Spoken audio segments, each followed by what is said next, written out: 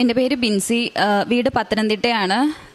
ഞാനാണെങ്കിൽ ഈ ഇവിടുത്തെ പറ്റി ഈ ഒരു മാതാവിനെ പറ്റിയും കാര്യങ്ങളൊക്കെ ഞാൻ ആദ്യമായിട്ട് ഞാൻ കേൾക്കുന്നത് തുറന്നു പറയുകയാണെന്നുണ്ടെങ്കിൽ ഫോണിൽ ആൾക്കാർ വീഡിയോ കളിയാക്കിയിട്ടിട്ടുണ്ട്. അപ്പം ഈ ഫോണിൽ ഞാനിത് ആദ്യമായിട്ട് കണ്ട് അപ്പം ഞാനും ഇത് കണ്ട് ചിരിക്കും. എന്നിട്ട് ഞാനിങ്ങനെ ആലോചിക്കും, എന്നാലും അങ്ങനെ വരുമോ?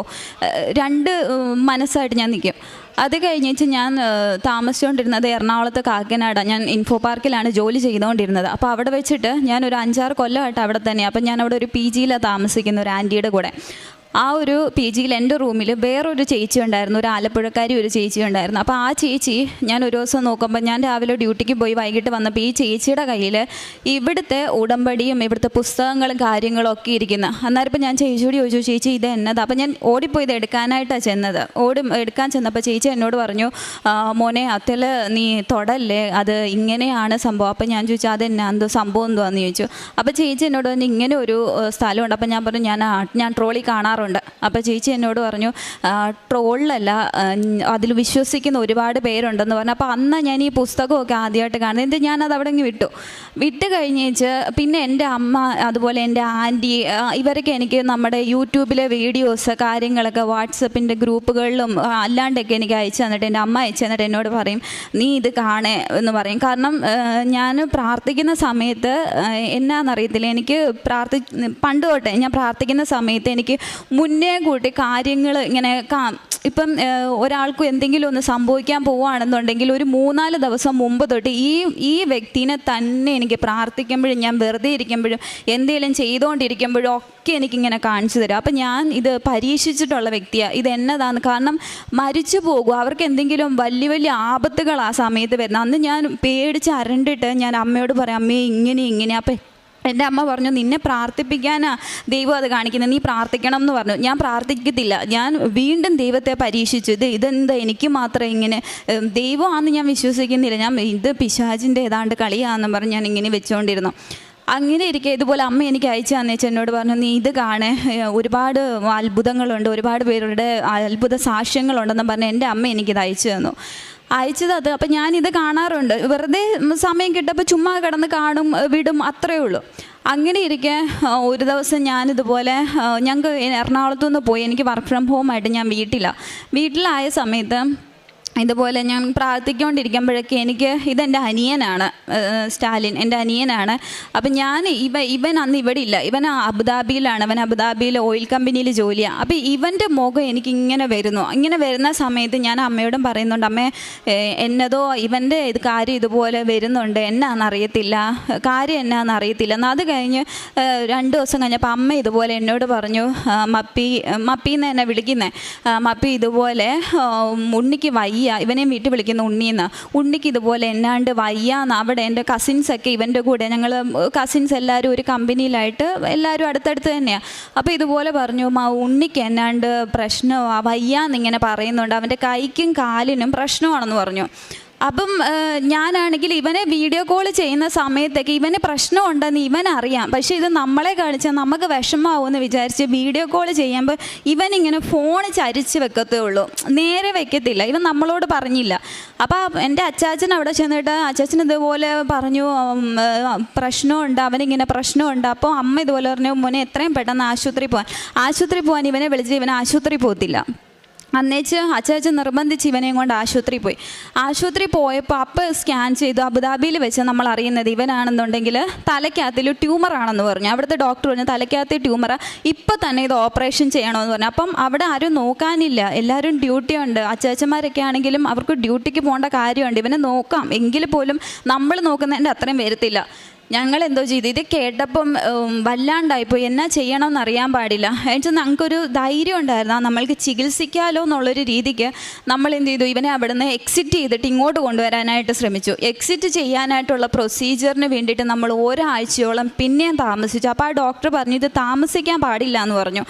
എന്നേച്ച് ഞങ്ങൾ ഇവനെ ഒരാഴ്ചയ്ക്ക് ശേഷം ഇവനെ നാട്ടിൽ കൊണ്ടുവന്ന സമയത്ത് അതായത് ഇവൻ അസുഖമാകുന്ന സമയത്ത് അമ്മ ഇതുപോലെ വീട്ടിലാകെപ്പാടെ ഭയങ്കര വിഷമമാണ്. കാരണം എന്നെക്കാളും 5-6 വയസ്സിന് ഇളയത്, ഇവൻ കുഞ്ഞാണ്. അപ്പം ഞങ്ങൾക്ക് ആകെ വിഷമമായിപ്പോയി, എന്നാ ചെയ്യുമെന്നും അറിയത്തില്ല. ചികിത്സിക്കാം, നമ്മളെ കൊണ്ട് ചികിത്സിക്കാം, പിന്നെ ദൈവം വിടുവിക്കണമല്ലോ. അപ്പം ഞാനിങ്ങനെ അതിനേക്ക് മുന്നോട്ട് എനിക്ക് മാതാവിൻ്റെ ഒരു സാന്നിധ്യം, ഞാനിങ്ങനെ രാത്രിയിൽ എൻ്റെ മുറിക്കകത്ത് ഞാൻ ഒറ്റയ്ക്ക് കൊന്ത ചൊല്ലുന്ന സമയത്ത് ഞാനിങ്ങനെ കേട്ടിട്ടുണ്ട്, മാതാവ് വരുമ്പോൾ മുല്ലപ്പൂവിൻ്റെ മണമാണെന്ന് ഞാൻ കേട്ടിട്ടുണ്ട്. അപ്പം ഞാനിങ്ങനെ കൊന്ത ചൊല്ലി ഇരിക്കുന്ന സമയത്ത് ഭയങ്കര മുല്ലപ്പൂവിൻ്റെ മണം, ഭയങ്കര മണം.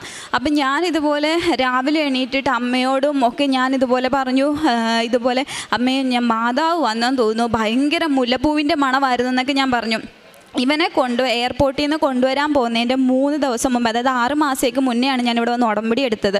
അപ്പോൾ 3 ദിവസം മുമ്പ് ഞങ്ങൾ പോയപ്പോൾ ഞാൻ കാണുന്നത്, ഇവിടുന്ന് പോയ എൻ്റെ അനിയനല്ല തിരിച്ചു വന്നിരിക്കുന്നത്. ഇവിടുന്ന് കൈക്കോ കാലിനോ കണ്ണിനോ ചെവിക്കോ ഒരു പ്രശ്നമില്ലാതെ ഒരു 21 വയസ്സുള്ള ഒരു കുഞ്ഞ് ഇവിടുന്ന് ദുബായി പോയതുപോലെയല്ല, അബുദാബി പോയതുപോലെയല്ല അവൻ തിരിച്ചു വരുന്നത്.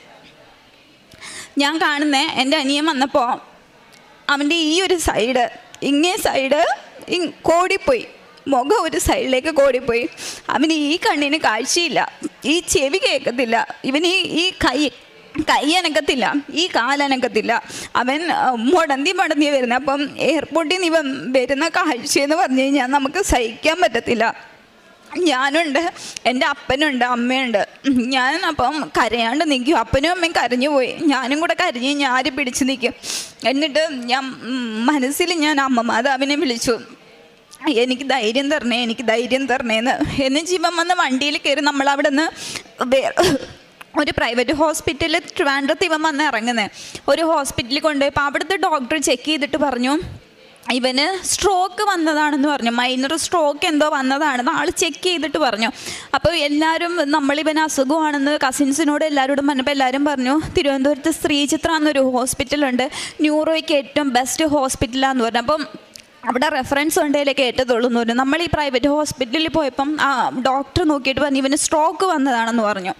അപ്പം ഞങ്ങൾ പറഞ്ഞു, ഡോക്ടറെ ഞങ്ങൾക്ക് ആ ഒരു ഹോസ്പിറ്റലിലേക്ക് റെഫറൽ ചെയ്ത് തരാൻ പറഞ്ഞു. അപ്പോൾ രാവിലെ 5 മണിയായി. 5 മണി കഴിഞ്ഞു ഇവൻ വന്നപ്പം. എന്നുവെച്ച് ഡോക്ടർ റെഫറൽ തന്നേച്ച് ഞങ്ങൾ എന്ത് ചെയ്തു, ഇവനെയും കൊണ്ട് ശ്രീചിത്ര ഹോസ്പിറ്റലിൽ ചെന്ന സമയത്ത് ഡോക്ടേഴ്സ് ചെക്ക് ചെയ്തു. രാവിലെ പോകാൻ ഞങ്ങൾ പാതിരാത്രി 11:30 കഴിഞ്ഞു അവിടെ നിന്ന് ഇറങ്ങാൻ.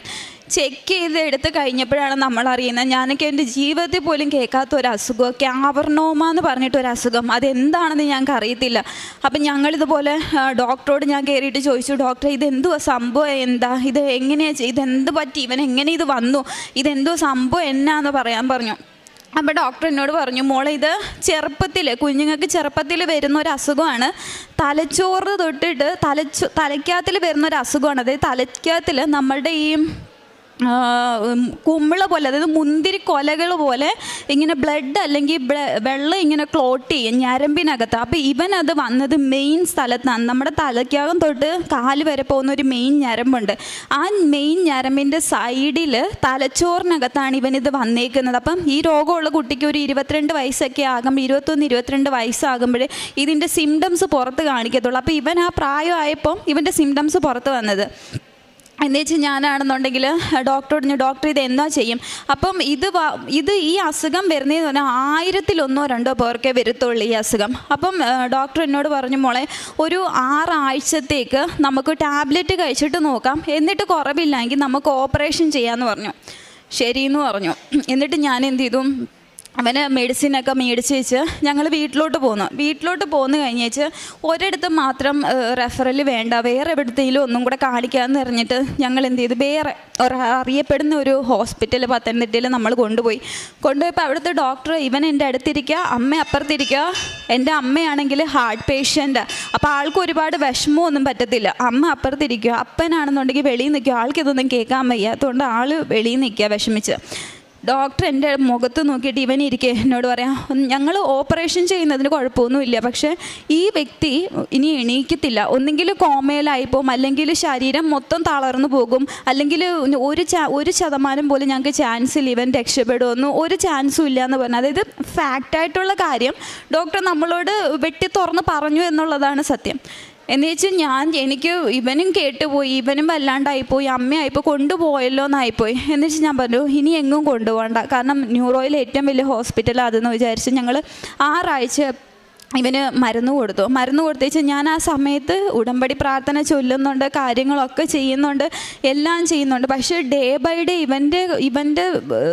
ഇവൻ നടക്കുന്നതും ഇവന് ശ്രദ്ധയില്ല, ഇവന് ഓർമ്മയില്ല, ഒന്നുമില്ല. അപ്പോൾ ഡേ ബൈ ഡേ ഇവൻ്റെ കണ്ടീഷൻ വേസ്റ്റ് ആയിക്കൊണ്ടിരിക്കുക. അപ്പം ഞാനിങ്ങനെ ആലോചിക്കുക, എൻ്റെ മാതാവേ, ഇനി എൻ്റെ ഭാഗത്തുള്ള എന്തെങ്കിലും തെറ്റുകൊണ്ടാണോ, ഞാൻ ഇനി ഇതെടുക്കാൻ യോഗ്യയില്ലാത്തതുകൊണ്ടാണോ എൻ്റെ അനിയനെ ഇങ്ങനെ ഒരു സ്റ്റേജിലേക്ക് കൊണ്ടുവന്നത്? അപ്പം ഞാനിങ്ങനെ ഉള്ളിൽ പ്രാർത്ഥിക്കുന്നുണ്ട്, ഞാൻ എന്തെങ്കിലും തെറ്റ് അറിഞ്ഞോ അറിയാതെയോ ഒക്കെ ചെയ്തു പോയിട്ടുണ്ടെങ്കിൽ എന്നോട് ക്ഷമിക്കണേന്ന് പറഞ്ഞ് പ്രാർത്ഥിക്കുന്നുണ്ട്. എന്നിട്ടൊന്നും ഇവന് ശരിയാകുന്നില്ല.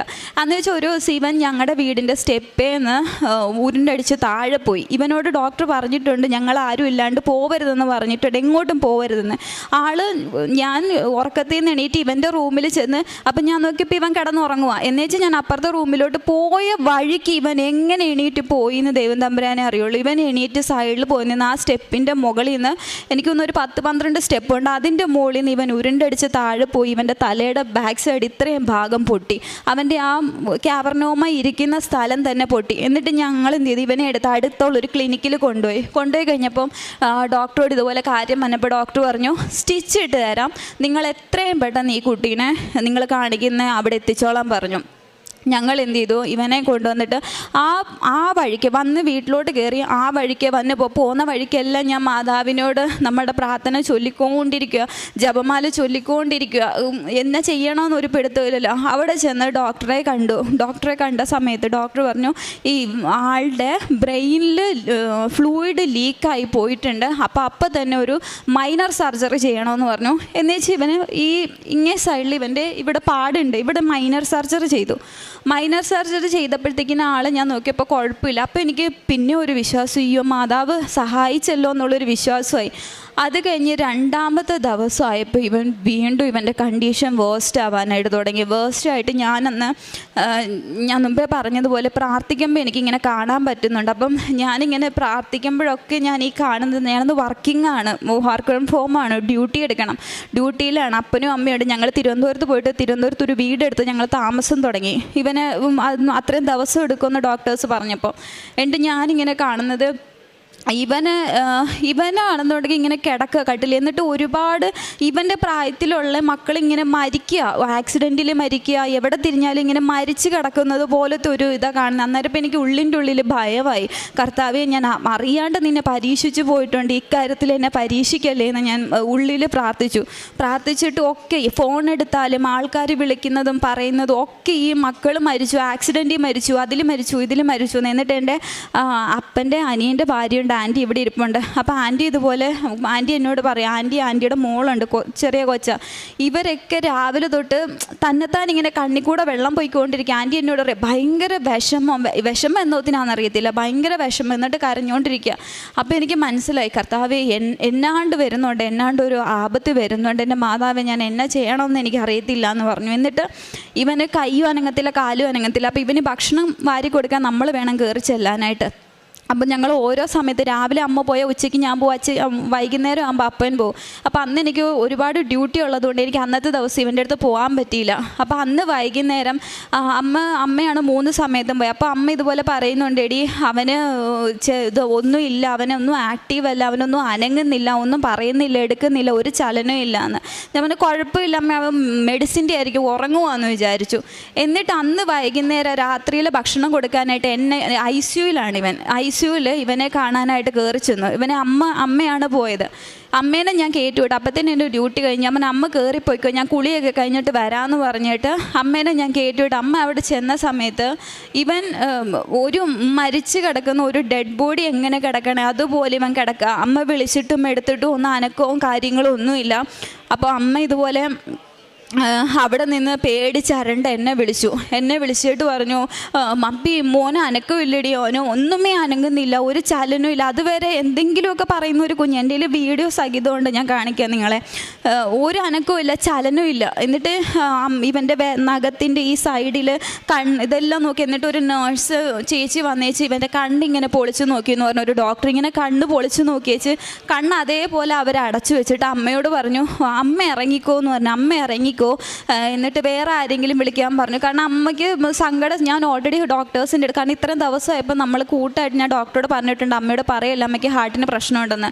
എന്ന് വെച്ചാൽ അമ്മ ഇറങ്ങിയിട്ട് എന്നെ വിളിക്കുന്നത്. ഞാൻ കയറി ചെല്ലുന്ന സമയത്ത് ഞാൻ കാണുന്നത് ICUവിനകത്തു നിന്ന് എൻ്റെ അനിയനെ ഒരു വെള്ള പുതപ്പിച്ചിട്ട് അവൻ്റെ മുഖം കൂടെയുള്ളു കവർ ചെയ്യാനായിട്ട്, ഇവിടം വരെ വെള്ള പുതപ്പിച്ച് ഇവൻ്റെ ഡോക്ടേഴ്സ്.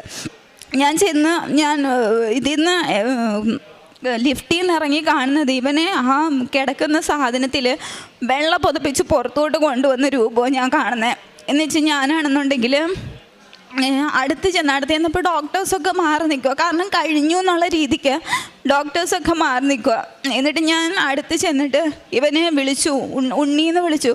ഒരു ചലനവും ഇല്ല, ഒരനക്കവും ഇല്ല, ഒന്നുമില്ല, ഒന്ന് അനങ്ങുന്ന പോലും ഇല്ല അവന്. എന്നുവെച്ച് ഇവനെ ഞാൻ ചെല്ലപ്പേര് വിളിക്കും, ഇവനെ ഞാൻ സുന്ദരി എന്നായിരുന്നു വിളിക്കുന്നത്. എന്ന് വെച്ചാൽ ഞാൻ ഇവൻ്റെ അടുത്ത് ഞാൻ പ്രാർത്ഥിക്കുമല്ല, മനസ്സിൽ പ്രാർത്ഥന വരുന്നില്ല. എൻ്റെ മാതാവേ, ഈ ഒരു രൂപം മാത്രമേ ഉള്ളൂ എൻ്റെ മനസ്സിൽ, വേറെ ഒന്നുമില്ല. എന്നിട്ട് ഞാൻ ചെന്ന് തോളയിൽ ഇവനിങ്ങനെ കിടക്കുക, ഞാൻ തോളയിൽ ഇങ്ങനെ പിടിച്ചിട്ട് ഞാൻ ചെവിയുടെ അടുത്ത് ചെന്നിട്ട് പറഞ്ഞു, എടി സുന്ദരി ഒന്ന് കണ്ണ് തുറക്കടി എന്ന് പറഞ്ഞു. ഇത്രയും ഞാൻ പറഞ്ഞുള്ളൂ. ഞാൻ പറയുകയും ഇവൻ്റെ കൺപീലി അനങ്ങി, കൺപീലി വെട്ടി ഇവൻ്റെ. ഇതാ സൈഡിൽ നിന്ന് ഡോക്ടർ കണ്ടു. ഡോക്ടർ ഓടി വന്നേച്ച് പറഞ്ഞു, വിളിക്ക് ഇനിയും വിളിക്കെന്ന് പറഞ്ഞു. ഞാൻ ചെന്നിട്ട് വിളിച്ചു ഇവനെ. പിന്നെ ഞാൻ ആ പേര് വിളിക്കുമ്പോഴത്തേന് ഇങ്ങനെ മൂളെന്ന് പറയാൻ പറ്റില്ല, അടുത്ത് നമ്മൾ നിന്നാൽ മാത്രമേ കേൾക്കത്തുള്ളൂ. ഇവൻ മൂളി. അപ്പം തന്നെ ഇവനെയും കൊണ്ട് നേരെ ഞാൻ കാണുന്നതെന്ന് പറഞ്ഞു കഴിഞ്ഞാൽ സിനിമയിലൊക്കെ ഞാൻ കണ്ടിട്ടുള്ളൂ. ഈ ജീവൻ പിടിച്ച് നിൽക്കാനായിട്ട് ഒരു സാധനം വെച്ച് ഇങ്ങനെ തേച്ച് നെഞ്ചത്തൂന്ന് ഇങ്ങനെ വലിച്ചെടുക്കുക ഇവൻ ഒന്ന് അനങ്ങാൻ വേണ്ടിയിട്ട്. എന്നിട്ട് ഇവനെയും കൊണ്ട് നേരെ അവർ വെന്റിലേറ്ററിലേക്ക് പോയ സമയത്ത് ഞാൻ ഡോക്ടറോട് ചോദിച്ചു, ഡോക്ടറെ എന്താ പറ്റിയെന്ന് ചോദിച്ചു. പറഞ്ഞു. അപ്പോൾ ഡോക്ടർ ഒന്നും പറഞ്ഞില്ല, കുഴപ്പമൊന്നുമില്ല, പോയ ആളാണ്.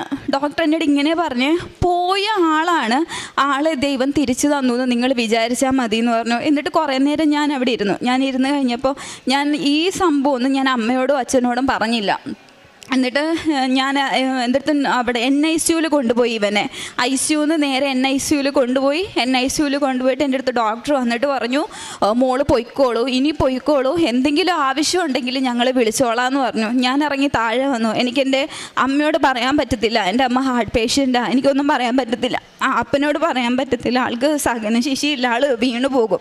ഞാൻ എൻ്റെ മനസ്സിൽ മുറുകി പിടിച്ചു. ഞാൻ എൻ്റെ മാതാവിനോട് ഞാൻ പറഞ്ഞു, എനിക്ക് എന്നെ സഹായിക്കണം, ഇത് മാത്രമല്ല, പ്രാർത്ഥനയെന്ന് പറയാൻ പറ്റത്തില്ല, എന്നെ സഹായിക്കണമെന്ന് മാത്രം ഞാൻ മാതാവിനോട് മനസ്സിലിങ്ങനെ പറഞ്ഞതിന് ശേഷം ഞാൻ ഇറങ്ങിപ്പോയി. അന്നത്തെ ദിവസം ഉറക്കമില്ല. പിറ്റേ ദിവസം രാവിലെ ഞാൻ എണീറ്റിട്ട് നേരെ ഞാൻ കയറി പോകുന്നത് NICU ചെന്നപ്പം ഇവൻ്റെ ഡോക്ടേഴ്സൊക്കെ ഉണ്ട്. ഇവനെ നോക്കിയത് 12-13 പേരുടെ ഒരു ടീമാണ് നോക്കുന്നത് ഇവനെ.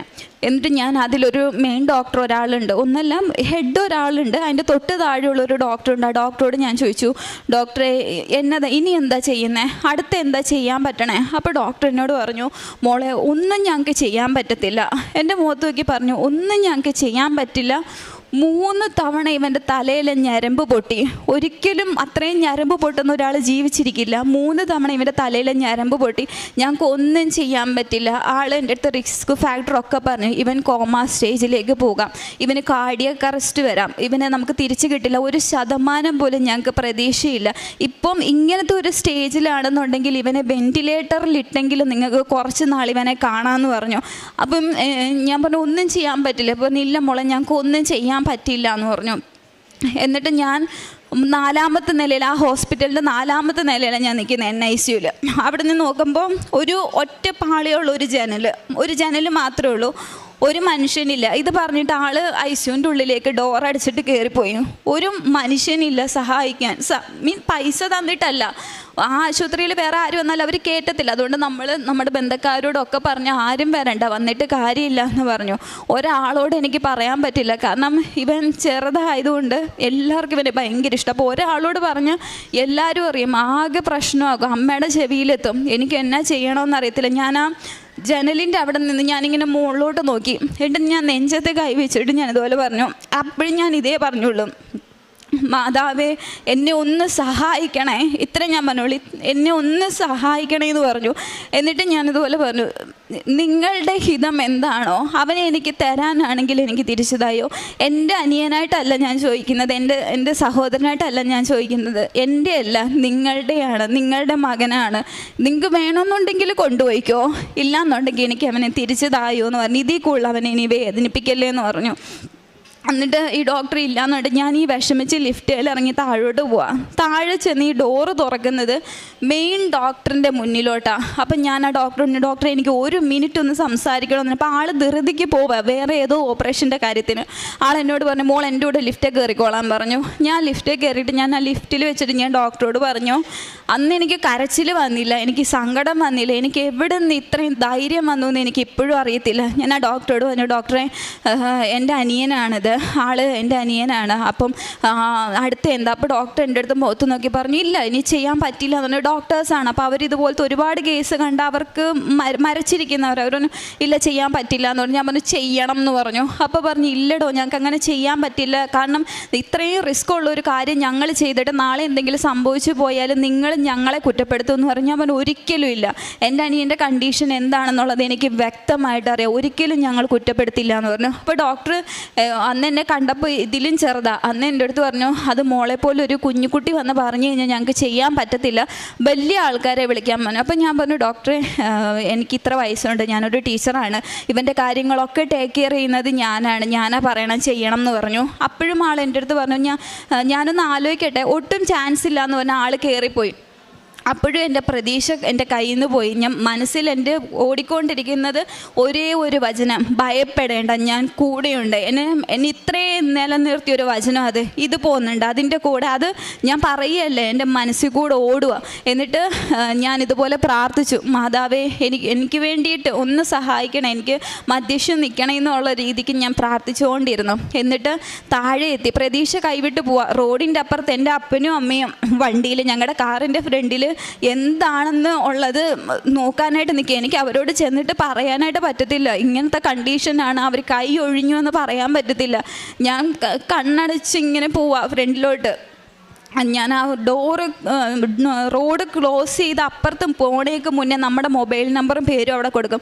ആ ഡോക്ടർ എൻ്റെ മൊബൈലിലേക്ക് വിളിച്ചിട്ട് പറഞ്ഞു, ബിൻസി എത്രയും പെട്ടെന്ന് NICUലേക്ക് വരാൻ പറഞ്ഞു. ആ വന്ന അതേ സ്പീഡ് തിരിച്ച് കയറിപ്പോയപ്പോൾ ഡോക്ടർ എൻ്റെ അടുത്ത് ഇങ്ങനെ പറഞ്ഞു, ഞങ്ങൾ ചെയ്യുന്നതിന് പ്രശ്നമില്ല, ഞങ്ങൾ ചെയ്യാം, പക്ഷേ ഇതിൻ്റെ റിസ്ക് ഫാക്ടർ ഇങ്ങനെയൊക്കെയാണ്, ഞങ്ങൾക്ക് 1% പോലും ചാൻസ് ഇല്ല, ഈ ഒരു വ്യക്തിനെ ഞങ്ങൾക്ക് തിരിച്ചു തരാൻ പറ്റുന്ന 1% പോലും ചാൻസ് ഇല്ല. ഞാൻ പറഞ്ഞു ഒരു കുഴപ്പമില്ല, അവൻ അനുഭവിക്കാവുന്നതിൻ്റെ അങ്ങേയറ്റം അവൻ അനുഭവിച്ചു, അപ്പോൾ ഇനിയിപ്പോൾ എന്തായാലും കുഴപ്പമില്ല ഡോക്ടറെ എന്ന് പറഞ്ഞു. അപ്പോൾ ഡോക്ടറിൻ്റെ അടുത്ത് തന്നെ എന്നാൽ അച്ഛനെ അമ്മയും വിളിച്ചോളാൻ, അതായത് ഇവനെ അവസാനമായിട്ടെങ്കിലും കാണാൻ വേണ്ടിയിട്ട് അച്ഛനെ അമ്മേനെയും വിളിച്ചോളാൻ പറഞ്ഞു. ഞാൻ പറഞ്ഞു ഒരാളെയും വിളിക്കേണ്ട എന്ന് പറഞ്ഞു, ഒരാളെയും വിളിക്കേണ്ട, അപ്പനെയും വിളിക്കേണ്ട, അമ്മേനെയും വിളിക്കേണ്ട, ആരെയും വിളിക്കേണ്ട, കാരണം എങ്ങനെ എനിക്ക് ശക്തി കിട്ടിയെന്ന് അറിയത്തില്ല.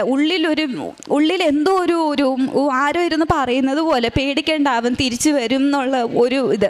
ഞാനപ്പം ഡോക്ടറോട് പറഞ്ഞു, ഡോക്ടറെ ഇവനെ ജീവനോടെയാണ് എൻ്റെ അപ്പനും അമ്മയും കണ്ടിട്ട് താഴെ നിൽക്കുന്നത്, അവരുടെ മനസ്സിൽ ആ ഒരു രൂപം മതി എന്ന് പറഞ്ഞു.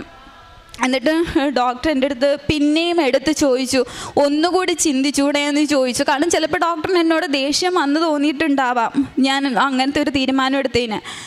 ഞാൻ പറഞ്ഞു വേണ്ട, ഒരാളെയും വിളിക്കേണ്ട എന്ന് പറഞ്ഞു. അപ്പോൾ ഡോക്ടർ ഒന്ന് സൈൻ ചെയ്ത് തരണം, കുറേ പേപ്പേഴ്സ് കൊണ്ടുവന്ന് ആ പേപ്പേഴ്സിലെല്ലാം സൈൻ ചെയ്ത് കൊടുത്തു. എൻ്റെ ഡോക്ടർ എന്നോട് ചോദിച്ചു, അനിയനെ ഒന്ന് കാണുന്നു എന്ന് ചോദിച്ചു. അത് അവസാനത്തെ കാഴ്ച പോലെയാണ് എൻ്റെ അടുത്ത് ചോദിക്കുന്നത്. ഞാൻ കയറി NICUവിൽ അവരുടെ ഡ്രസ്സും കാര്യങ്ങളും ഒക്കെ ഇട്ട് കയറ്റി കഴിഞ്ഞപ്പോൾ ഞാൻ അവരോട് ചോദിച്ചു, ഞാൻ ഇവനെ ഒന്ന് തൊട്ടോട്ടെ എന്ന് ചോദിച്ചു. കാരണം ഇവനെ ഓപ്പറേഷനായിട്ട് റെഡിയാക്കി അവർ കിടത്തിയേക്കാം. ഞാനൊന്ന് തൊട്ടോട്ടെ എന്ന് ചോദിച്ചു. അവർ തന്നെ തൊട്ടോളാൻ പറഞ്ഞു. ഞാൻ ഇവൻ്റെ കയ്യിൽ മാതാവിൻ്റെ രൂപമുള്ള നമ്മുടെ ലോക്കറ്റ് കൊടുത്തു. ഞാൻ കൊടുത്ത വഴിക്ക് ഇവൻ അതെടുത്ത് എറിഞ്ഞപ്പോൾ ഞാനത് പോയി ഓടിയെടുത്തിട്ട് ഞാൻ എൻ്റെ മനസ്സിൽ പറഞ്ഞു, മാതാവേ അവൻ എന്തുവാ ചെയ്യുന്നതെന്ന് അവൻ അറിയത്തില്ല, അവന് ഒരു ബോധവും ഇല്ല, അവനോട് ക്ഷമിക്കണേന്ന് പറഞ്ഞു. ആ പറഞ്ഞ വ്യക്തി അതുവരെ ഒരു അനക്കമോ ചലനമോ ഒന്നും ഇല്ലാതിരുന്ന ആൾ ആ ലോക്കറ്റ് എന്നോട് ചോദിച്ചു, അത് തരാൻ പറഞ്ഞു. എന്നോട് പറഞ്ഞു അതിങ്ങി താന്ന് പറഞ്ഞു. എന്നിട്ട് ഞാനിവൻ്റെ കയ്യിൽ കൊടുത്തു. അപ്പോൾ അടുത്ത് നിന്ന നേഴ്സ് എന്നോട് പറഞ്ഞു, ആളുടെ പെങ്ങൾ വന്നാലേ സംസാരിക്കാൻ പറ്റുള്ളൂ എന്ന് ചോദിച്ചു. എന്നിട്ട് ഞാൻ ഇവൻ്റെ ചെവിയിൽ ഞാൻ പറഞ്ഞു, അപ്പം നമ്മളെ അവിടെ ഇരുത്തത്തില്ല. അപ്പോൾ ഇവൻ കിടക്കണേൻ്റെ നേരെ ഫ്രണ്ടിലാണ് NICUവിൻ്റെ ഡോർ. ഞാൻ ഇവനോട് പൂർണ്ണ വിശ്വാസത്തിൽ, ഞാൻ എൻ്റെ മാതാവിനെയും ഈശോനെയും പൂർണ്ണ വിശ്വാസത്തിൽ ഞാൻ ഇങ്ങനെ പറഞ്ഞു, മോൻ പോയിട്ട് തിരിച്ചു വാ, ചേച്ചി ആ ഡോറിൻ്റെ പുറകിലുണ്ടാവും എന്ന് പറഞ്ഞു. ആ ഡോറിൻ്റെ അപ്പുറത്ത് ചേച്ചി ഇരിക്കാം, മോൻ ഇപ്പോൾ പോയിട്ട് അതുപോലെ മോൻ തിരിച്ചു വരണം എന്ന് പറഞ്ഞു. അപ്പോൾ ഇവൻ എന്നോട് ഇത്രേ പറഞ്ഞുള്ള, വരാം എന്നുള്ള അർത്ഥത്തിൽ എന്ന് പറഞ്ഞു. പക്ഷെ അവിടെ നമ്മൾ ഇരുത്തത്തില്ല. ഞാൻ ഇറങ്ങി താഴെ ചെന്നു. അപ്പോൾ ഇവനെ ഓപ്പറേഷന് കയറ്റി. ഞാൻ ഇറങ്ങി താഴെ ചെന്ന സമയത്ത് എൻ്റെ അപ്പനും അമ്മയും എൻ്റെ കുടുംബക്കാരും മൊത്തം ആശുപത്രിയിലുണ്ട്. എങ്ങനെ അവരവിടെ എത്തിയെന്നറിയില്ല. എല്ലാവരും പറഞ്ഞ തലേ ദിവസം എന്തോ അവർക്കൊക്കെ ഇങ്ങനെ ഒരു വിഷമം പോലെ ഇതായി. അപ്പോൾ ഒരാളും പറയാണ്ട് ഒരു കല്യാണത്തിനുള്ള ആളാ ആശുപത്രിയിലുണ്ട്, ഞങ്ങളുടെ ബന്ധക്കാരെല്ലാവരും കൂടി. എന്നിട്ട് ഞാൻ താഴെ വന്നു. ഒരാളോട് ഞാൻ പറഞ്ഞില്ല, എനിക്ക് പറയാൻ പറ്റില്ല. എങ്ങാണ് അമ്മയുടെ ചെവിയിലോ ആരെങ്കിലും ചെവിയിൽ എത്തിക്കഴിഞ്ഞ് കഴിഞ്ഞാൽ ആകെ ബഹളവും. പിന്നെ അമ്മേനെയും കൊണ്ട് ആശുപത്രിയിൽ പോകണം. ഒരാളോട് ഞാൻ പറഞ്ഞില്ല. എന്തേലും കൊന്തയുണ്ട്. ഞാൻ ജപമാല ചൊല്ലിക്കൊണ്ടേയിരുന്നു. ജപമാല ചൊല്ലിയിരുന്നു ഞാൻ. എന്നാലിപ്പോൾ ഞാൻ എൻ്റെ മനസ്സിൽ കാണുന്ന രൂപം. അപ്പോൾ എൻ്റെ അമ്മ 1-2 തവണ എൻ്റെ മുഖം കണ്ടപ്പോൾ ചോദിച്ചു, അവനെന്താ പ്രശ്നം? അപ്പോൾ ഞാൻ പറഞ്ഞില്ല, അവൻ്റെ ബ്ലഡ് ചെറിയ ഇതായിട്ടുണ്ട്, അപ്പോൾ അത് മാറ്റാനുള്ള ഓപ്പറേഷനാണെന്ന് പറഞ്ഞു. എന്നുവെച്ചാൽ ഞാൻ ഇവനെ താഴെ വന്നേച്ച് ഞാനിങ്ങനെ പ്രാർത്ഥിച്ചുകൊണ്ടിരുന്നപ്പോൾ ഞാൻ എൻ്റെ മനസ്സിൽ കാണുന്ന രൂപം, മാതാവ് റൈറ്റ് സൈഡിൽ, ഇവൻ്റെ ഓപ്പറേഷൻ താഴെ നടന്നുകൊണ്ടിരിക്കുക, മാതാവ് റൈറ്റ് സൈഡിലും ലെഫ്റ്റ് സൈഡിൽ ഈശോയും. അപ്പം എന്നെ നോക്കി ഇങ്ങനെ ചിരിക്കുമോ ഇവർ. ഈ രൂപമാണ് ഞാൻ കാണുന്നത്. അപ്പം ഒരു സൈഡിൽ എനിക്ക് മനസ്സിലാവുന്നില്ല ഇതെന്തുവാന്ന്. അപ്പം ഞാനോർക്ക്, ദൈവമേ, ഇവനെ കൊണ്ടുപോകാനായിട്ട് വന്നതാണോ? ഇവനെ ഇനി കൊണ്ടുപോകാൻ വന്നതാണോ? അപ്പുറത്തെ സൈഡിൽ ഞാൻ ഇവനെ എനിക്ക് തിരിച്ചു തരാനാണോ? എന്നതാണെന്ന് എനിക്ക് മനസ്സിലാവുന്നില്ലല്ലോ എന്ന് പറഞ്ഞു. എന്നുവെച്ചാൽ അത് കഴിഞ്ഞിട്ട് രാവിലെ 8:45 ഇവൻ്റെ ഓപ്പറേഷൻ കയറ്റി. വൈകുന്നേരം 3:45 ആ ഡോക്ടർ എൻ്റെ മൊബൈലിൽ വിളിച്ചു. എൻ്റെ മൊബൈലിൽ വിളിച്ചിട്ട് പറഞ്ഞു, ബിൻസി കയറി വരാൻ പറഞ്ഞു. ജീവനില്ലാത്തൊരു ശവം പോലെയാണ് ഞാൻ കയറിപ്പോകുന്നത്. കാരണം ഈ ഡോക്ടർ ഇനി എന്തോ പറയുന്നതെന്ന് എനിക്കറിയത്തില്ല. അത് വന്ന് എൻ്റെ വീട്ടുകാരോട് പറയണം. എങ്ങാണ് ഇവൻ എന്തെങ്കിലും സംഭവിച്ചു പോയി കഴിഞ്ഞ് കഴിഞ്ഞാൽ എന്നോട് എല്ലാവരും ചോദിക്കും എന്തുകൊണ്ട് പറഞ്ഞില്ല എന്നുള്ളത്. ഇതൊക്കെ മനസ്സിൽ പോകുന്നുണ്ട്. എങ്കിലും ഉള്ളിൻ്റെ ഉള്ളിൽ നീ ഭയപ്പെടേണ്ട, ഞാൻ നിൻ്റെ കൂടെ ഉണ്ടെന്നുള്ള വചനം എൻ്റെ തലയിൽ മുഴങ്ങിക്കൊണ്ടേയിരുന്നു. ഞാൻ മോളിൽ ചെന്ന സമയത്ത് ആദ്യം ഈ ഡോക്ടർ ആ ഓപ്പറേഷൻ കഴിഞ്ഞിട്ടുള്ള ആളുടെ ഒരു ഡ്രസ്സിലാണ് ആൾ NICU, പകുതി ഉടലും മാത്രമേ ഉള്ളൂ വെളിയിൽ, ബാക്കി NICUവിനകത്താണ്. ആളെന്നോട് ഇതുപോലെ ചോദിച്ചു, ചിരിച്ചുകൊണ്ടാണ് നിൽക്കുന്നത്. അത് കണ്ടപ്പോൾ എനിക്ക് ജീവൻ വീണു. അപ്പോൾ എനിക്ക് മനസ്സിലായി, ദൈവമേ വലിയ കുഴപ്പമില്ല. എന്നുവെച്ചാൽ ഞാനാണെന്നുണ്ടെങ്കിൽ ഡോക്ടർ ഞാൻ ചെന്ന വഴിക്ക് എൻ്റെ തോളിൽ ഇങ്ങനെ തട്ടിയേച്ച് എന്നോട് പറഞ്ഞു, താൻ എടുത്തൊരു ഡിസിഷൻ നല്ലൊരു ഡിസിഷനായിരുന്നു, കാരണം ഞങ്ങൾ പോലും ഭയപ്പെട്ടു പോയി എന്ന് പറഞ്ഞു. അവിടെ സത്യമായിട്ട് എൻ്റെ ആ ഡോക്ടർ എന്നോട് ഇന്നേ വരെ എനിക്ക് തോന്നുന്നു ആ ഹോസ്പിറ്റലിൻ്റെ ചരിത്രത്തിൽ ഓപ്പറേഷൻ കഴിഞ്ഞ ഒരാളെ കാണാനായിട്ട് കയറ്റിയിട്ടില്ല. എൻ്റെ അടുത്ത് ചോദിച്ചു, അനിയനെ ഒന്ന് കാണുമെന്ന് ചോദിച്ചു. ഞാൻ പറഞ്ഞു എനിക്കൊന്ന് കണ്ടാൽ കൊള്ളാം എന്ന് പറഞ്ഞു. നിർബന്ധം പിടിച്ചില്ല. ഞാൻ പറഞ്ഞു എനിക്കൊന്ന് കണ്ടാൽ കൊള്ളാം എന്ന് പറഞ്ഞു. അപ്പോൾ ഇവരെ സാനിറ്റൈസറും വേറെ കുറേ സാധനങ്ങളും ഡ്രസ്സും ഒക്കെ ഇട്ട് ഞാൻ കയറിയിട്ട് ഞാൻ കാണുന്ന രൂപം, വെൻറ്റിലേറ്ററിലാണ് എൻ്റെ അനിയൻ. വെൻറ്റിലേറ്ററിൽ കിടക്കുന്ന എൻ്റെ അനിയൻ്റെ ഇവൻ്റെ ഈ സൈഡ്, ഇത്രയും സൈഡാണ് ഇവർ ഓപ്പൺ ചെയ്തേക്കുന്നത്. ഇവിടെയാണ് സാധനം ഇരിക്കുന്നത്. അപ്പോൾ ഇവൻ്റെ ബ്രെയിൻ ഇവിടുന്ന് ഇങ്ങനെ ഓപ്പൺ ചെയ്യാൻ പറ്റുന്നത് ഭയങ്കര റിസ്ക് ആയതുകൊണ്ട് അവർ ഇത്രയും സൈഡാണ് ഇവരിങ്ങനെ ഓപ്പറേഷൻ ചെയ്തേക്കുന്നത്. ഞാൻ ചെന്ന സമയത്ത് കാണുന്നത് ഇവൻ്റെ തലയുടെ ഇത്രയും ഭാഗം പൊളിച്ച് വെച്ചേക്കുക. ഒരു മനുഷ്യനത് കണ്ടു കഴിഞ്ഞാൽ ഉറപ്പായിട്ടും ബോധം കെട്ട് വീഴും. ഇത്രയും ഭാഗം ഇങ്ങനെ പൊളിച്ച് തുറന്ന് വെച്ചിട്ട് ഇവൻ്റെ തലച്ചോറ് മാറ്റി വെച്ചിട്ട് ഇതിനകത്തുനിന്ന് ഒരു ഓസ് പോലൊരു സാധനം, അതിങ്ങനെ താഴെ ഒരു ജാറ് പോലൊരു സാധനം, അതിങ്ങനെ പമ്പ് ചെയ്തുകൊണ്ടിരിക്കുക. പമ്പ് ചെയ്യുന്ന സമയത്ത് ബ്ലഡ് കൊടുകൂടാ ഇതിനകത്തുനിന്ന് ഒഴുകുക, ബ്ലഡ് ഈ ഓപ്പൺ ചെയ്ത് വെച്ചേക്കുന്ന സ്ഥലത്തുനിന്ന്. അപ്പം ഞാൻ ചോദിച്ചു, ഡോക്ടർ ഇതെന്താ പറഞ്ഞാൽ പ്രഷർ തലയിൽ പോകാണ്ടിരിക്കാനായിട്ടുള്ളതാണെന്ന് പറഞ്ഞു. എന്നിട്ട് ഞാനിത് കണ്ട് ഞാൻ അപ്പം താഴെ വന്നിട്ടാണ് ഞാൻ എൻ്റെ അമ്മയോടും എല്ലാവരോടും ഞാൻ പറയുന്നു, ഇതുപോലെ അവൻ്റെ ഫുള്ള് മെയിൻ ഓപ്പറേഷൻ കഴിഞ്ഞു, ഇതുവരെ പ്രശ്നമൊന്നും ഇല്ല എന്ന് പറഞ്ഞു. സമാധാനിച്ചു. എനിക്ക് ഇപ്പോഴും അറിയത്തില്ല, എൻ്റെ മാതാവ് എൻ്റെ കൂടെ ഇരുന്ന് എനിക്ക് ഭയങ്കര ഒരു ശക്തിയാണ് എനിക്ക് തന്നത്. ഒരിക്കലും ഇല്ലാത്തൊരു ധൈര്യവും ശക്തി എനിക്ക് തന്നു. അപ്പോൾ അങ്ങനെ സമാധാനിച്ച് ഞാൻ ഇരിക്കുക. ഞാൻ മാതാവിനോട് നന്ദിയൊക്കെ പറഞ്ഞു. അപ്പോഴും എവിടെയോ എൻ്റെ മനസ്സിൽ എന്തോ ഒരു കരട് കിടക്കുന്ന പോലെ എനിക്ക് മൊത്തത്തിലൊരു സമാധാനം കിട്ടുന്നില്ല. അപ്പോൾ ഡോക്ടർ എന്നോട് പറഞ്ഞു, പിറ്റേ ദിവസം, അതായത് ഇവൻ്റെ ഓപ്പറേഷൻ കഴിഞ്ഞിട്ട് പിറ്റേ ദിവസം ഡോക്ടർ എന്നെ വിളിച്ച് സംസാരിച്ചിട്ട് പറഞ്ഞു, ആളിപ്പോഴും വെൻറ്റിലേറ്ററിലാണ്, കാരണം ഇവന് കാർഡിയക് അറസ്റ്റ് വരാനായിട്ട് ചാൻസ് ഉണ്ട്, അല്ലാന്നുണ്ടെങ്കിൽ ആൾ കോമയിലേക്ക് പോകാൻ ചാൻസ് ഉണ്ട്, അതല്ലെങ്കിൽ ഇവൻ്റെ തലയിൽ ഇൻഫെക്ഷൻ വരാൻ ചാൻസ് ഉണ്ടെന്ന് പറഞ്ഞു. ഇത് മൂന്നുമാണ് അവർ പറഞ്ഞ ചാൻസ്. അപ്പം നമ്മളിങ്ങനെ പ്രാർത്ഥിച്ചുകൊണ്ടേ ഇരിക്കുക, ദൈവമേ വേറൊന്നും വരല്ലേ എന്നുള്ളത്. മൂന്നാമത്തെ ദിവസം ആയപ്പോഴത്തേക്കിന് ഇവൻ കംപ്ലീറ്റ് ആയിട്ട് ഇവൻ്റെ മൈൻഡ് ഫുള്ള് പോയി. അപ്പം ചെക്ക് ചെയ്താൽ പറയണ ഈ ഓപ്പറേഷൻ ചെയ്ത സൈഡ് ഇൻഫെക്ഷനായിട്ട് മെനിഞ്ചറ്റിസ് എന്ന് പറയുന്ന ഒരു അസുഖമായിട്ട് അത് മാറി ഇവന്. അപ്പം നമ്മുടെ പ്രതീക്ഷ പിന്നെ ഇതായി. എന്നിട്ട് എൻ്റെ ഉള്ളിൽ അമ്മയും അച്ഛനും ഒക്കെ ആകെ ഇതായി. ഞാൻ പറഞ്ഞു, ദൈവം കൊണ്ടുപോകാനായിരുന്നെങ്കിൽ ഞാൻ മുന്നമേ പറഞ്ഞു, ദൈവമേ നിങ്ങൾക്ക് വേണമെന്നുണ്ടെങ്കിൽ അവനെ കൊണ്ടുപോയിക്കോ, എനിക്ക് ഒരു പ്രശ്നമില്ല, കൊണ്ടുപോയിക്കോ, പക്ഷെ അവനെ എനിക്ക് തിരിച്ചു തരണേ തന്നിട്ട് ദൈവമായിട്ട് എനിക്ക് തിരിച്ചു തന്നത്, അവൻ ഉറപ്പായിട്ട് തിരിച്ചു വരുമെന്ന് പറഞ്ഞു. അതുപോലെ കറക്റ്റ് ഒരാഴ്ച അവന് കിടന്നു. അതിൻ്റെ ചികിത്സയും കാര്യങ്ങളും ഒക്കെയായി ഒരാഴ്ച കഴിഞ്ഞപ്പോൾ വിട്ടു. ഇപ്പോൾ അവന് ഏകദേശം ഫെബ്രുവരിയിലായിരുന്നു അവൻ്റെ ഓപ്പറേഷൻ. ഫെബ്രുവരി ആദ്യ ആഴ്ചയിലാണ് ഓപ്പറേഷൻ. അത് കഴിഞ്ഞിട്ട് അവൻ്റെ ഈ കാഴ്ച പോയ കണ്ണിൻ്റെ കാഴ്ച എൻ്റെ മാതാവ് എനിക്ക് അവന് തിരിച്ചു കൊടുത്തു. കേൾക്കാത്ത അവൻ്റെ ചെവിയുടെ കേൾവി അവന് തിരിച്ചു കൊടുത്തു. അനങ്ങാത്ത അവൻ്റെ കൈ, ആ കൈ ഒന്ന് പൊക്കി കാണിച്ച്, ഈ കൈ അവൻ അനങ്ങത്തില്ലായിരുന്നു, ഈ കൈ മാതാവൻ തിരിച്ചു കൊടുത്തു. ഇതുപോലെ നിൽക്കില്ല. ഞാനും എൻ്റെ അപ്പനും കൂടെ വെയിറ്റ് ഉണ്ട് ആൾക്ക്, ഞാനും എൻ്റെ അപ്പനും കൂടിയാണ്. അപ്പം ഇവനെ കാലിങ്ങനെ പിണഞ്ഞു പോയി രണ്ടായിട്ട്.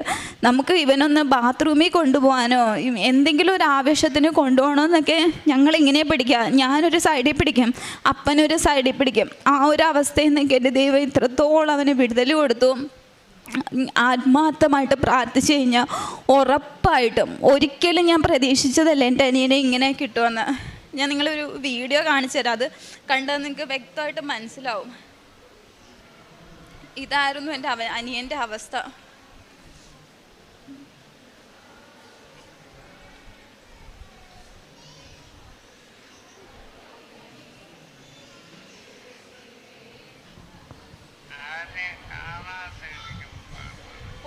ഒരു ബോധമില്ല ആൾക്ക്, ഒരു ബോധമില്ലാണ്ട് ആൾ സംസാരിക്കുന്നയാ. എന്തെങ്കിലും അവനൊന്ന് മിണ്ടി കിട്ടാനായിട്ട് ഞാൻ സംസാരിക്കുന്ന അവനോട്. ഇതായിരുന്നു ഇവൻ്റെ അവസ്ഥ. ഈ അവസ്ഥയിൽ നിന്നാണ് എൻ്റെ മാതാവ് എനിക്ക് ഇവനെ ഇത്രത്തോളം തിരിച്ചു തന്നത്. അതിൻ്റെ ഏറ്റവും വലിയെന്ന് പറഞ്ഞാൽ എൻ്റെ ജീവിതത്തിൽ എനിക്ക് ഒരിക്കലും മറക്കാൻ പറ്റാത്ത ഇവൻ്റെ അനുഭവം ഞാൻ ഒരുപാട് പേരോട് പറഞ്ഞു. ഒരുപാട് പേര്, ഞാൻ ബസ്സിൽ പോയാലും ഞാൻ പറയും, ഞാൻ അന്ന് ആശുപത്രി ഇരുന്നവരോട് പറഞ്ഞു, എൻ്റെ ചേച്ചി, എൻ്റെ കസിൻസ്, എവിടെ പറയാനും എനിക്ക് ഒരു നാണും എനിക്ക് തോന്നാറില്ല. കാരണം അറിയണം, ആൾക്കാരറിയണം ഇങ്ങനെ അത്ഭുതങ്ങൾ നടക്കുന്നുണ്ടെന്ന് മനുഷ്യരറിയണം. പിന്നെ അതുപോലെ എൻ്റെ രണ്ടാമത്തെ അനുഭവം എന്ന് പറഞ്ഞു കഴിഞ്ഞാൽ, എൻ്റെ കല്യാണം, ഇവൻ്റെ അസുഖത്തിൻ്റെ സമയത്താണ് എൻ്റെ കല്യാണം നിശ്ചയിച്ചിരുന്നത്. അപ്പം എനിക്കന്ന് മനസ്സിൽ കല്യാണം ഇല്ല. എനിക്ക് ഇവനെ എങ്ങനെയെങ്കിലും ഒന്നും ഉള്ളതൊക്കെ വിറ്റ് പെറുക്കിയിട്ടാണെങ്കിലും എനിക്ക്, കാരണം ആ സമയത്ത് പൈസയ്ക്ക് പേപ്പറിൻ്റെ വിലയായിപ്പോയി. നമ്മുടെ കയ്യിൽ ഇവനെ ചികിത്സിക്കാനുള്ള പൈസ ദൈവം സഹായിച്ചിട്ടുണ്ട്, പക്ഷേ ഡോക്ടേഴ്സ് ചെയ്യത്തില്ല എന്ന് പറഞ്ഞു കഴിഞ്ഞാൽ എല്ലാ മെയിൻ ഹോസ്പിറ്റലുകളിൽ ഞാൻ വിളിച്ചു ചോദിച്ച സമയത്ത് അവരൊക്കെ പറയുന്നത്, അവിടുന്ന് നിങ്ങൾ എങ്ങോട്ട് കൊണ്ടുപോയിട്ടും കാര്യമില്ല, പേപ്പറിൻ്റെ വാല്യൂ ആയിപ്പോൾ. ഞാൻ എൻ്റെ അമ്മ എന്നോട് ചോദിച്ചു, കല്യാണത്തിന്, ഞാൻ പറഞ്ഞു കല്യാണമൊക്കെ അവിടെ നിൽക്കട്ടെ, ഒക്കെ വിറ്റ് പുറക്കിയിട്ടാണെങ്കിലും ഇവനെ ചികിത്സിക്കാമെന്ന് പറഞ്ഞു. ഞാൻ മാത്രമല്ല, എൻ്റെ കുടുംബക്കാരും മുഴുവൻ പേരും ഞങ്ങളുടെ കൂടെ നിന്നു. ആ സമയത്ത് എല്ലാവരും ഞങ്ങളുടെ കൂടെ നിന്നു. എന്നുവെച്ച് എൻ്റെ കല്യാണത്തിൻ്റെ ആവശ്യം വന്ന സമയത്ത് ഞാനിതുപോലെ എൻ്റെ ഇതിനകത്ത് ആവശ്യങ്ങളിൽ ഞാൻ എഴുതി വെച്ചിട്ടുണ്ടായിരുന്നു. ഞാൻ ഇങ്ങനെയാണ് എഴുതി വെച്ചത്, എനിക്ക് അനുയോജ്യപ്പെട്ടതാണെങ്കിൽ എൻ്റെ മാതാവേ മധ്യസ്ഥൻ നിന്ന് ഇതെനിക്ക് നടത്തി തരണേ എന്നാണ് ഞാൻ എഴുതിയത്. അല്ലാതെ എനിക്ക് തരണം എന്ന് ഞാൻ ഒന്നും എഴുതിയിട്ടില്ല. എന്നുവെച്ച് ആ കല്യാണത്തിൻ്റെ സമയത്ത് ഏറ്റവും ഭംഗിയായിട്ട് എൻ്റെ കല്യാണത്തിൻ്റെ അന്ന് പോലും എനിക്ക് ഏറ്റവും പ്രശ്നം വന്നത്, എൻ്റെ കല്യാണം ചാലക്കുടിയിലായിരുന്നു. ഞങ്ങൾ 2 ദിവസം മുമ്പേ എറണാകുളത്ത് വന്ന് സ്റ്റേ ചെയ്തു. 3:30-ക്കാണ് എൻ്റെ കല്യാണം വെച്ചിരുന്നത്. 3:30-ക്ക് കല്യാണം വെച്ചിട്ട് ഞങ്ങളൊരു വണ്ടിക്ക് ഏർപ്പാടാക്കി. ആ ഒരു പയ്യനാണ് വന്നത്. ആ പയ്യനോട് ഞാൻ ചോദിച്ചു, നിനക്ക് വഴി അറിയാമോ? പറഞ്ഞാൽ എനിക്ക് വഴി അറിയാമെന്ന് പറഞ്ഞു.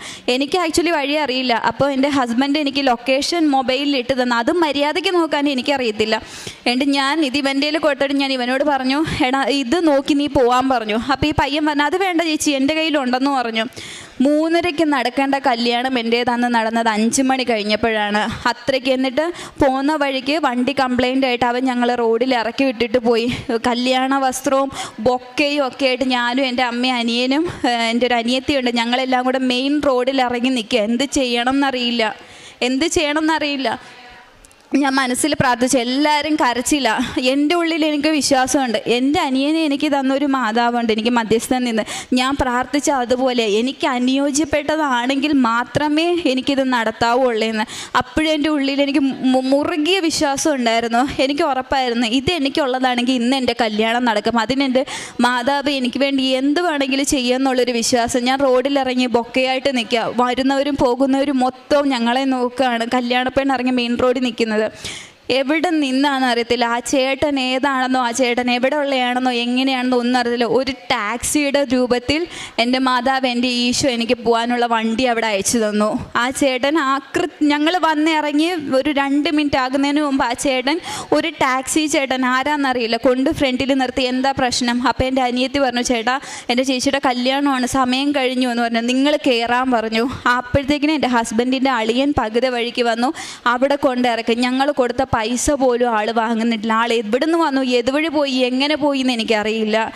ഒരു നല്ലൊരു മനുഷ്യൻ, നല്ലൊരു ചേട്ടൻ, അതും മാതാവായിട്ട് കൊണ്ടെത്തിച്ചതാണെന്ന് ഞാൻ വിശ്വസിക്കുന്നു.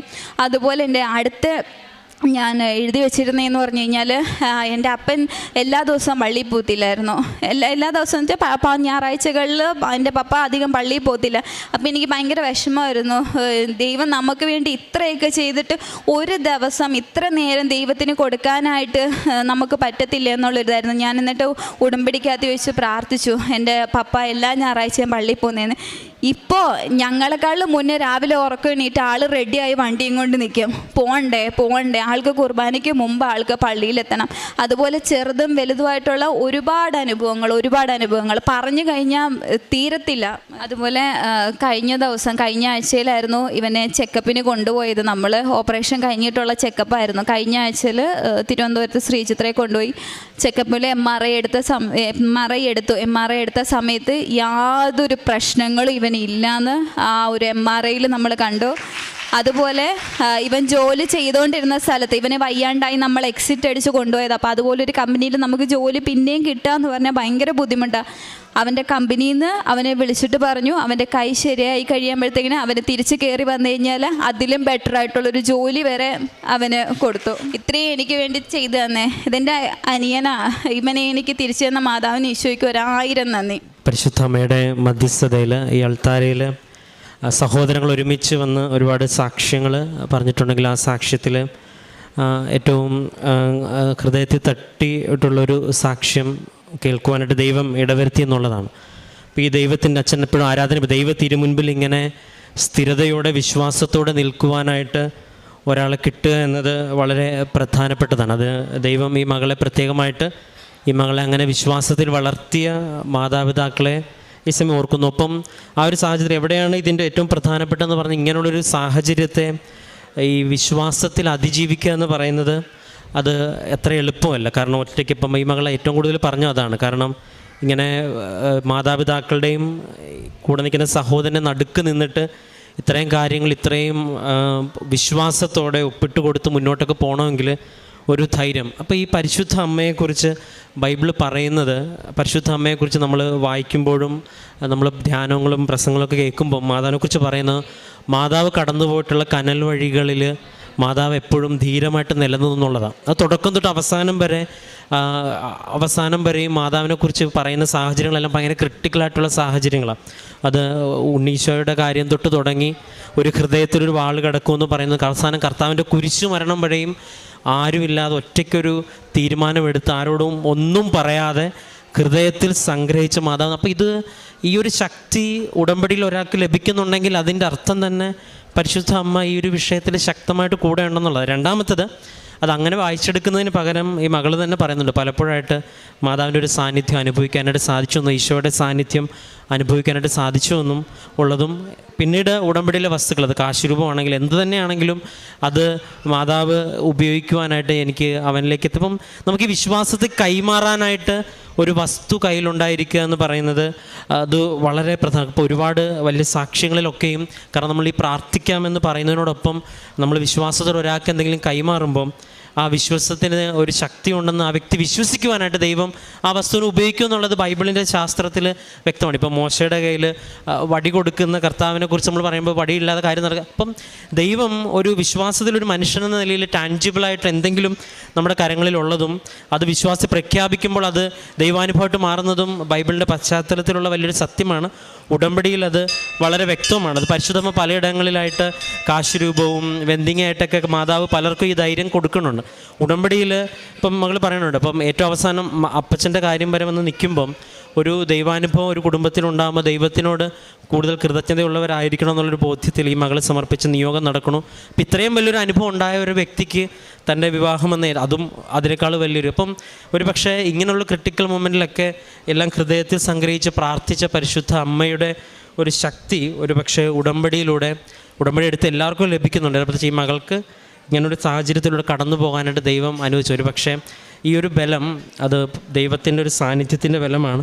അത് പ്രകടമായിട്ട് വ്യക്തമായിട്ട് അനുഭവിക്കാനും അത് നമ്മുടെ മുമ്പിൽ പറയുവാനും ദൈവം ഇടവരുത്തി എന്നുള്ളതാണ്. ഇപ്പം നമുക്ക് ഇനിയിപ്പോൾ ഈ ഒരു കുടുംബത്തിനോട് ലാസറിനെ ദൈവം ഉയർപ്പിച്ച സുവിശേഷം പ്രസംഗിച്ച ഇവർക്ക് വിശ്വസിക്കാൻ എളുപ്പമാകും. കാരണം നമ്മുടെ ജീവിതത്തിൽ ഒരു അനുഭവം ഉണ്ടാവുന്നത് വരെ, ഇപ്പോൾ ഈ മകൾ തുടക്കത്തിൽ പറഞ്ഞത് ഏതോ ഒരു ട്രോള് കണ്ട് കൃപാസനത്തിൽ വന്നെന്നുള്ള, ഒരു പക്ഷേ അത് ട്രോൾ ഉണ്ടാക്കിയവർക്ക് ചിലപ്പോൾ നന്ദി പറയേണ്ട ഒരു സാഹചര്യം പല സാക്ഷ്യങ്ങളേക്കും ഉണ്ടാകുന്നുണ്ട്.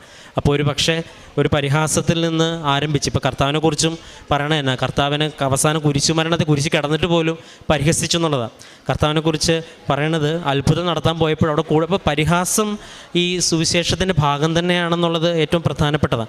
പക്ഷെ അങ്ങനെ ഒരു ആരംഭത്തിൽ നിന്ന് ആരംഭിച്ച് ഇന്ന് ഇത്രയും പേരുടെ മുൻപിൽ ഇത്രയും വലിയൊരു ദൈവാനുഭവം പറയാനായിട്ട് ദൈവം ഇടവരുത്തിയെന്നുണ്ടെങ്കിൽ അത് വ്യക്തമാണ്. അപ്പം ഈ ഒരു കുടുംബത്തിനോട് ഇപ്പോൾ ലാസറിനെ ഉയർപ്പിച്ച ദൈവത്തിൻ്റെ സുവിശേഷം പറഞ്ഞാൽ ഇനി നമ്മളാരും വിശ്വസിച്ചില്ലെങ്കിൽ ഈ കുടുംബം അല്ലെങ്കിൽ ഈ വ്യക്തി വിശ്വസിക്കും. കാരണം വ്യക്തമായിട്ട് ജീവിതത്തിൽ അനുഭവം ലഭിക്കുന്നത് വരെ ഈ ദൈവവും വിശ്വാസവും അടയാളങ്ങളും അത്ഭുതങ്ങളും ഒക്കെ ഒരു പക്ഷേ പരിഹസിക്കുവാനും വിശ്വസിക്കാൻ പറ്റാത്ത യുക്തിയില്ലാത്ത കുറേ പറയുന്നവർ കുറേ കാര്യങ്ങൾ. അപ്പം ഇത് ഉടമ്പടിയിൽ പരിശുദ്ധ അമ്മ ശക്തമായിട്ട് പ്രാർത്ഥനയോടൊപ്പം നിലനിൽക്കുന്നുണ്ട്.